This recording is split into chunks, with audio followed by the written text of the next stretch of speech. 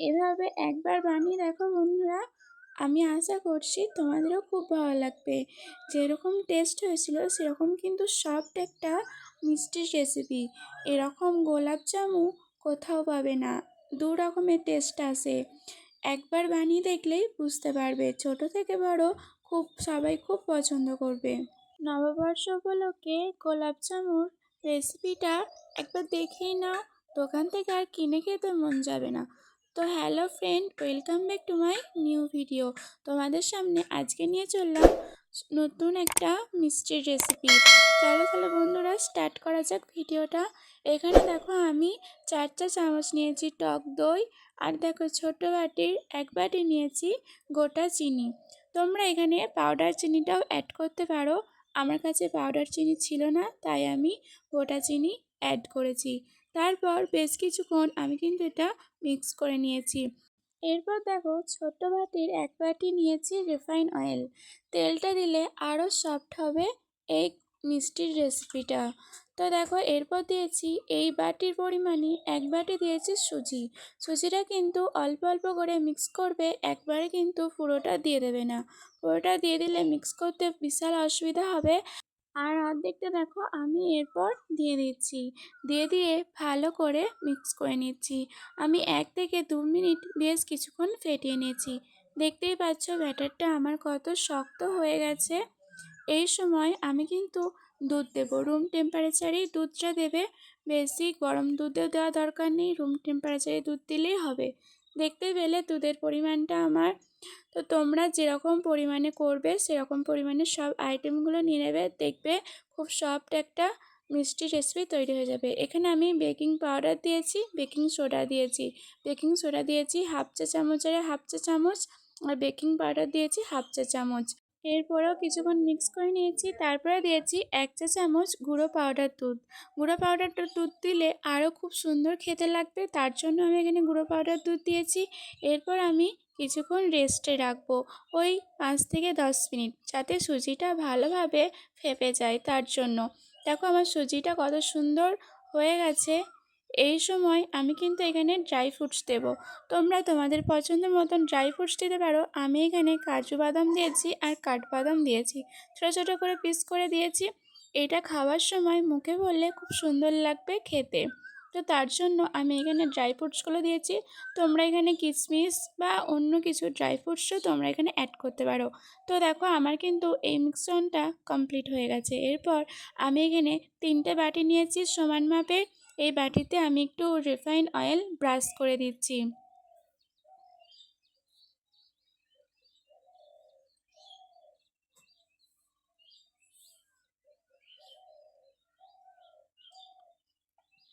এখানে দেখো আমি অয়েল পেপারের বদলে আমি একটা খাতার পাতা গোল মতন করে কেটে আমি দিয়ে দিয়েছি, যাতে আমার কেকটা তুলতে যেন খুব সহজেই আমার উঠে যায়। তো দেখো আমার অয়েল পেপারটা কিন্তু ভালোভাবে বসে গেছে। এরপর একটা কড়া চাপিয়ে দিয়েছি, কড়াটা কিন্তু লো ফ্লেমে গরম করতে বসিয়ে দিলাম। এরপর আরেকটা প্যান নিয়ে নিয়েছি, সেখানে আমি এখানে রসটা তৈরি করব। তার জন্য ছোটো বাটির 1 বাটি নিয়েছি জল, আর ছোট্ট বাটির 1 বাটি নিয়েছি চিনি। ভালোভাবে কিন্তু রসটা আমি তৈরি করে নেব। এক দাগ দু দাগ কিচ্ছু করতে হবে না। জাস্ট যখনই বুঝবে যে হ্যাঁ রসটা তৈরি হয়ে গেছে, তখনই কিন্তু তোমরা নামিয়ে নেবে। দেখো ব্যাটারটা দেখো, আমি বেশি পরিমাণে ব্যাটারটা দেবো না, 1 হাতা দিয়েছি আর একটুখানি দেব। বেশি পরিমাণে দিলে কিন্তু চলবে না, কারণ এটা আরও ফাঁপবে, তখন কিন্তু বাটি থেকে পড়ে যেতে পারে। তো তার জন্য আমি অল্প অল্প করেই দিচ্ছি, 1/2 বাটি মতন দেবে, তাহলে দেখবে ঠিক মতন সেট হয়ে যাবে।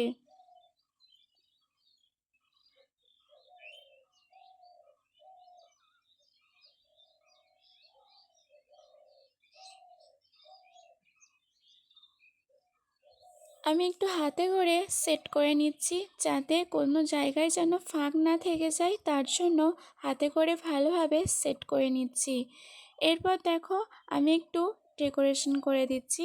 এখানে আমি দিয়েছি কাজু বাদাম কুচি আর দিয়েছি কাঠবাদাম কুচি, যাতে দেখতে অনেকটা সুন্দর লাগে। তোমরা এখানে কিশমিশও দিতে পারো, কিশমিশ দিয়ে ডেকোরেশন করলেও খুব সুন্দর ডেকোরেশন করা হবে। তো এরপর দেখো কড়াটা কিন্তু আমার ভালো মতনই গরম হয়ে গেছে।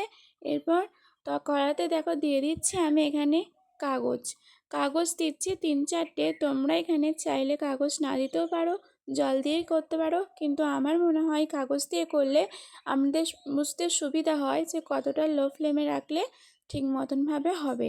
তো একটা স্ট্যান্ড চাপিয়ে দিয়েছি, এরপর আমি বাটিগুলো কিন্তু স্ট্যান্ডের ওপরে দিয়ে দিচ্ছি।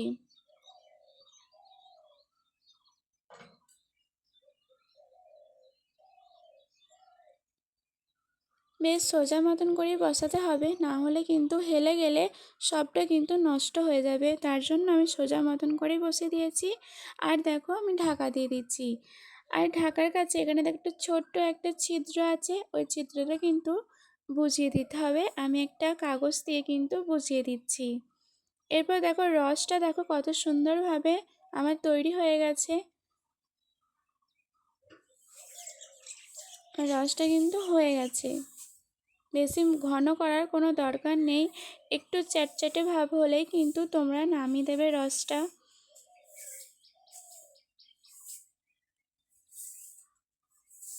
এটা কিন্তু আমার বেশ কিছুক্ষণ ছিল, কিছুক্ষণ মানে 40 মিনিট লো ফ্লেমে আমি রেখেছিলাম। তারপরই দেখো রেজাল্টটা কত সুন্দর এসেছে। আর এটা কিন্তু বাটিতে একটুও লেগে যাবে না, আমি যেহেতু এখানে পেপার দিয়েছি তার জন্য।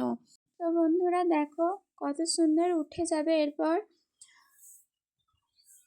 যেহেতু আমার পেপারটা দেওয়া আছে তার জন্য কিন্তু খুব তাড়াতাড়ি উঠে যাবে, একটুও কিন্তু বাটির গায়ে লেগে যাবে না। তোমাদেরকে একটা দেখাচ্ছি আমি, দেখো কত সুন্দর অনায়াসে উঠে গেল। এরপর দেখো ওই কাগজটাও কিন্তু অনায়াসে উঠে যাবে, কোনো কিছু করার দরকার নেই, জাস্ট একবার টেনে তুলবে, দেখবে উঠে চলে এসেছে। তো তোমরা এভাবে কিন্তু সবটা একটা কেকের আইটেম করতে পারো, কেকও বলতে পারো, এটা গোলাপ জামও বলতে পারো। খেতে কিন্তু অসাধারণ হয়েছিল, আর 2 রকম টেস্টও চলেই এসেছিল। তোমরা একবার তৈরি করে দেখবে, তোমরা তখনই বুঝতে পারবে। এরপর দেখো আমি একটা বোল নিয়েছি, সেখানে কিন্তু আমি এগুলো দিয়ে দিচ্ছি, দিয়ে এই মিষ্টির রসটা কিন্তু এর ওপর থেকে আমি দিয়ে দেবো। তোমরা ওই বাটিতেও দিতে পারো, আমি একটু ডেকোরেশনটা ভালোভাবে করার জন্য আমি এখানে মিষ্টির রসটা ওপর থেকে এভাবে ছড়িয়ে দিচ্ছি। এতে মিষ্টির রসটা ভালোভাবেও ঢুকবে, আর কোনো কিছু অসুবিধা হবে না যে ঢুকছে না বা কিছু অসুবিধা হবে না, খুব সুন্দর হবে। এ দেখো আমার মিষ্টির রসটা গোটাটা দেওয়া হয়ে গেছে, এবার আমি ঢাকনাটা লাগিয়ে দিলাম। ঢাকনা খোলার পর দেখো কত সুন্দর ফুলে গেছে, আর খুব সুন্দর সফট একটা হয়েছিল, খেতেও অনেক সুন্দর লাগছিল। দেখো তোমাদেরকে আমি কেটে দেখাচ্ছি কতটা নরম হয়েছে।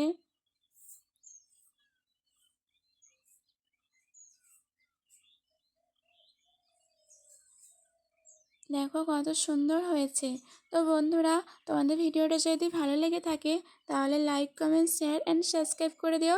আর আমার পেজের নতুন বন্ধু এসে থাকলে, আমার ভিডিওটা দেখে থাকলে একটা সাবস্ক্রাইব করে আমার পাশে থেকো। আর আজকেকার মতন এই পর্যন্তই বন্ধুরা, তোমরা অনেক সুস্থ থেকো, ভালো থেকো। নববর্ষ উপলক্ষে শুভ নববর্ষের অনেক অনেক শুভেচ্ছা। আজকেকার মতন টাটা বন্ধুরা, নেক্সট ভিডিওতে আবার তোমার সাথে দেখা হচ্ছে।